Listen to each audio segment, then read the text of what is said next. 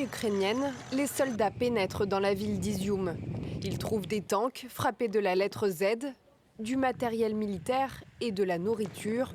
Les troupes russes viennent de fuir dans la précipitation.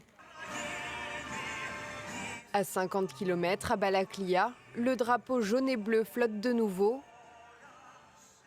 et l'euphorie s'est emparée des rues. Honnêtement, nous ne nous y attendions pas. Quand j'ai vu les nôtres, les soldats ukrainiens arriver avec leurs écussons, avec le drapeau, oh, c'était génial. Nous sommes très très heureux, de l'émotion, beaucoup d'émotion. C'est à couper le souffle.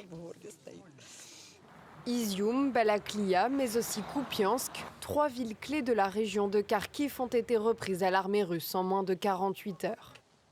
Environ 2000 km² de notre territoire ont été libérés dans le cadre des opérations actives depuis le début du mois de septembre. Ces jours-ci, l'armée russe montre ce qu'elle fait de mieux, montrer son dos et partir en courant. Après avoir enregistré des succès dans le sud autour de Kherson, les Ukrainiens revendiquent de nombreuses prises dans le nord-est. Celles de Kupiansk et d'Izium sont stratégiques. Elles permettent de perturber l'une des routes que l'armée russe emprunte pour se rendre dans le Donbass. Face à cette contre-offensive éclair, l'état-major russe a d'abord envoyé des renforts avant d'annoncer un repli.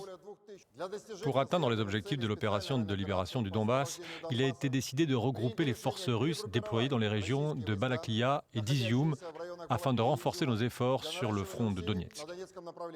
Plus tôt, le chef de l'administration pro-russe d'Izium avait décrit une situation difficile à cause de bombardements effectués avec des lance-missiles fournis par les États-Unis.